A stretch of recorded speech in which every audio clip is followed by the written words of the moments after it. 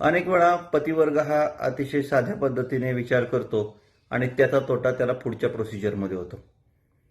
पत्नीच्या तर्फे तक्रार झाल्यावर महिला समुपदेशन केंद्रातून कॉल आल्यावर अनेक पती लोकांना वाटतं की ही तक्रार पत्नीने मिटवण्यासाठी केली किंवा आणखीन कशासाठी केली वगैरे वगैरे. तर मित्रांनो, असं नसतं.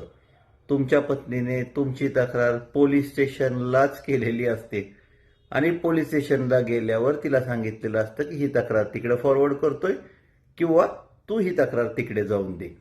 म्हणजे तुमची तक्रार पोलीस स्टेशनला करण्याची, तुमच्या घरच्यांची सर्वांची वरात पोलीस स्टेशनला आणण्याची सगळी तयारी तुमच्या पत्नीने केलेली होती, पण प्रक्रियेनुसार ती समुपदेशन केंद्राकडे गेलीये. त्यामुळे समुपदेशन केंद्रातून आलेला कॉल हा कॅज्युअल न घेता कडक कारवाईची सुरुवात असा धरा, मग जिंकाल.